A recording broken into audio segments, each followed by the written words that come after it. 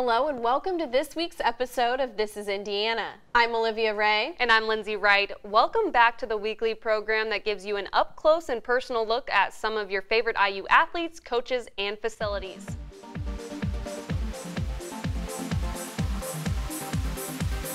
Let me see your hands up, in the air, higher and higher. See your hands up, in the air, higher and higher, higher and higher.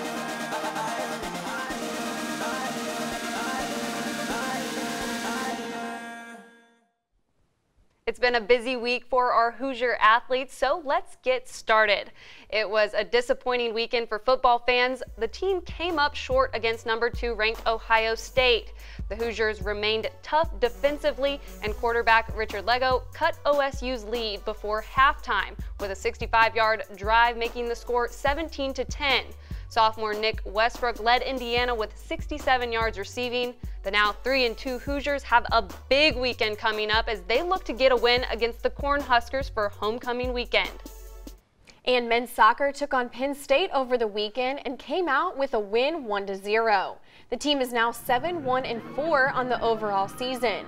Redshirt sophomore Corey Thomas made some noise at Jerry Yeagley Field as he made his first career goal that ultimately won the game for the Hoosiers. And the women's soccer came out with a draw against number 24 Rutgers Sunday, which came after a 1-1 draw on Thursday with number 13 Penn State. The matches mark the first time in more than a decade that the team has earned points against 2 ranked conference teams in one season. It was a comeback battle for the now 5-7-3 team. The field hockey team started the weekend off strong with a 2-1 upset over number 6 Northwestern. But the team took a tough loss 2-0 to number 14 Boston College at the IU Field Hockey Complex.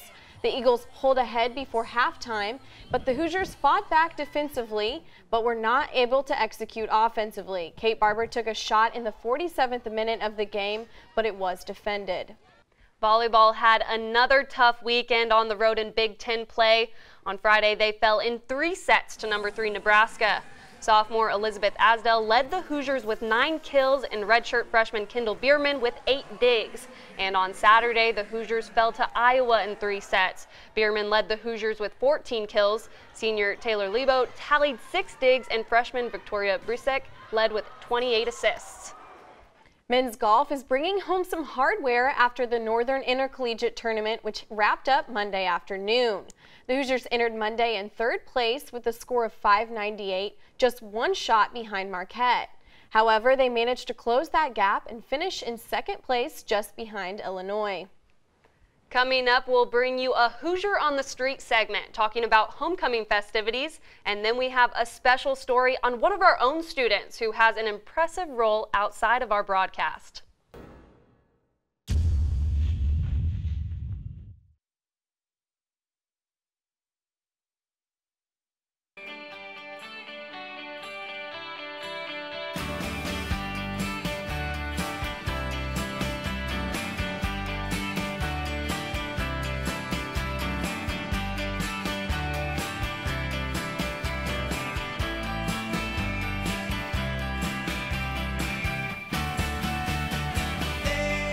Hi, I'm Sage Steele of ESPN. I wouldn't be here if it weren't for Indiana University.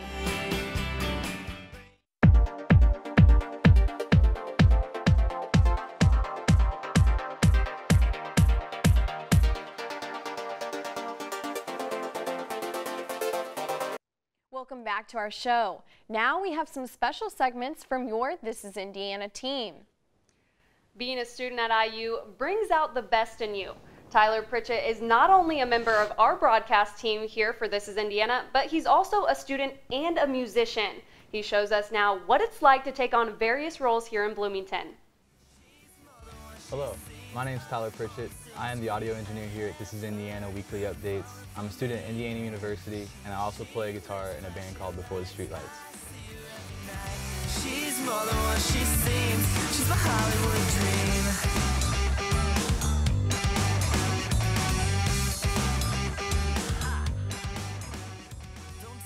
I'm a junior here at IU. I'm majoring in telecommunications with a focus in audio production. Being in my band has really helped me figure out which direction I wanted to go and getting my degree. I really enjoyed playing music and recording it, and it really helped me decide that I wanted to do something in audio producing. Also being in the studio here has helped me with a lot, figuring out how things work and getting a lot of hands-on experience with the equipment here. It's really given me a head start and working with a lot of this stuff. My band Before the Streetlights is really my main focus here outside my education at IU. We formed in 2012 while we were in high school in Louisville, Kentucky. Since then we've put out a few different EPs. Our latest one called Westward, which we recorded in the summer of 2015 out in Los Angeles. And we also just finished up our upcoming EP this past August in Nashville with a producer named Will Pugh, who was also in a band called Cartel.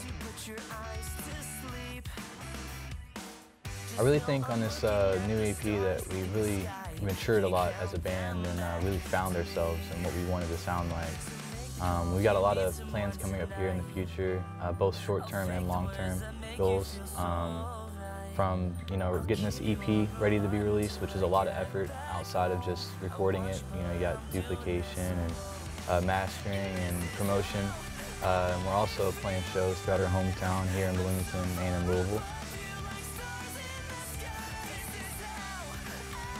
We do have a couple big shows in the future that we're looking forward to. We're playing with Cute Is What We Aim For in the Emerson Theater up in Indianapolis.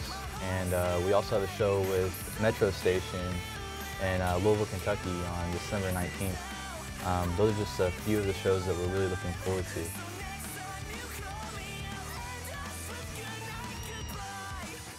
One of my main goals in being in this band would be wanting it to be successful and self-supporting. It's real expensive to be in a band sometimes, with recording, traveling, touring, equipment.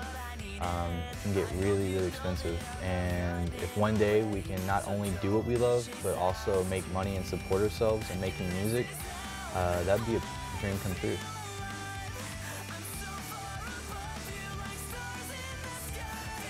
So there you have it. Make sure to check us out Before the Streetlights on Facebook, Spotify, iTunes, Instagram, Twitter, at BTSL Official. And make sure to keep up with the rest of This Is Indiana weekly updates. Thank you.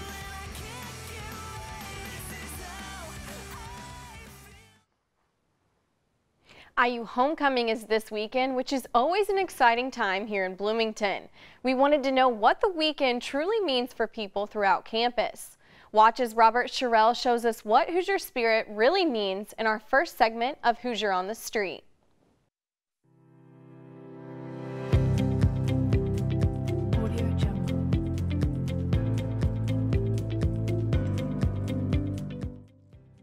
Hey, this is Rob Sherrill with This Is Indiana, and this week we're going to be talking to Hoosiers about homecoming week and getting into the IU spirit. So without further ado, let's go. I'm standing here with an Indiana University alum, Jacob Barton. Jacob, I wanted to know from you, what does it feel like to be back on the campus as an IU alum during homecoming week? It's awesome. I love campus. It's become my home now after I left home for undergrad, 5-6 years ago.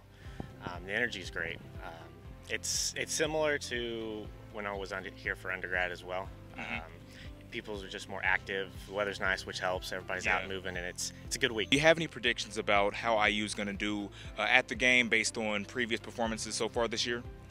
Not really, but I'm hoping they get the mentality and win. What's your favorite part about homecoming week? I think just the fact that it's such a pronounced week in IU's history. Like, everybody comes down for our homecoming. Not a big sports fan, but I get riled up when we're playing. Go Hoosiers. Once again here with a couple of IU students, actually 3 IU students. So I wanted to know, people, what is your favorite part about IU homecoming? For me, I just think it's just like the hype, just the excitement.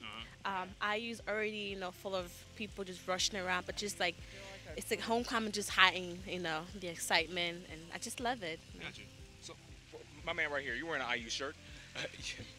Do you feel like IU gets into the Hoosier spirit enough for homecoming week? Oh yeah, I will have to say, just almost too much. I won't say too much, but as far as Hoosiers, you can't say there's too much spirit. I mean, like as far as gear, like she mentioned, the excitement, like I love it. I get a rush. So. Okay. So, my question for you is, do you want, or no, on a scale of 1 to 10, how badly do you want the football team to win this Saturday? I want them to win because it's my school, you know. It's just because you gotta hype them up. So, because you gotta have their back no matter what. So, scale of 1 to 10, like a 12, right? Probably, yeah. Okay, so are you in the Hoosier spirit now? Oh, absolutely. Can I get your best? Go Hoosiers. Go Hoosiers! Let's do it together. Go Hoosiers! Hoosiers! I like how he elongated the who there. It was great. Woo! Woo! All right, this has been Rob Sorrell with This is Indiana. Back to you guys. Don't go away. We'll tell you what's on the docket for IU Athletics this week. We have all your Hoosier matchups when we return, and we'll tell you where to be for homecoming weekend.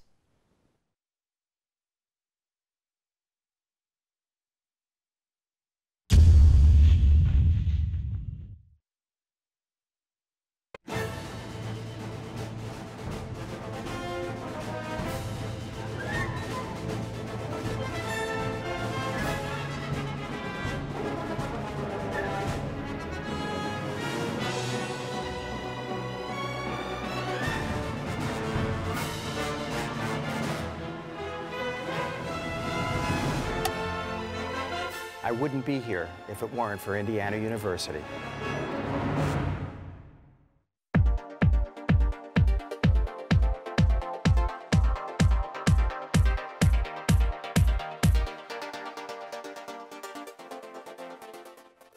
Well, get ready for another jam-packed week of IU fall sports. Here's what's in store for the 2016 Hoosier Homecoming Week. The men's soccer is on the road tomorrow to take on number 3 ranked Louisville. Start time is at 7 p.m. Eastern Time and can be seen live on Watch ESPN by the ACC Network Extra. And the women's soccer team hits the road for 3 straight games. IU first looks to beat Ohio State this Thursday before traveling to Maryland on Sunday. Thursday's kickoff is at 7 p.m. and Sunday start time is at 1 p.m. Both matchups will be streamed live on Big Ten Plus. Some of the cross-country team will head to Peoria, Illinois this Friday for the Bradley Classic. The rest of the runners will take part in the pre-national invitational hosted by Indiana State this Saturday. And Indiana football faces off against the number 10 ranked Nebraska Cornhuskers this Saturday on homecoming weekend. Kickoff is scheduled for 3:30 p.m. It'll air on ABC. And for the first time ever, Big Ten Tailgate will be live for the homecoming game. That starts at 10:30 and you don't want to miss it. Like we've said, it's homecoming week here in Bloomington, and there will be plenty to do. You can show some Hoosier spirit by coming to the IU different homecoming spirit stations on Friday between 11 a.m. and 2 p.m. You'll have the chance to win some free IU gear at one of those spots on Kirkwood, at the Indiana Shop, the Indiana Memorial Union, and the DeVault Alumni Center. Also, there'll be a pep rally you don't want to miss on Friday. A pre-parade starts at 5 p.m. and the march starts at 6. That's all we have for you this week on This is Indiana, but we'll be back next week to bring you the latest around Hoosier Nation. That's right, and don't forget, we want to hear from you. What do you want to see on This is Indiana? You can tweet us at Olivia Ray and at Lindsay Wright with your ideas. We'll see you back here next week for This is Indiana. Thanks for watching.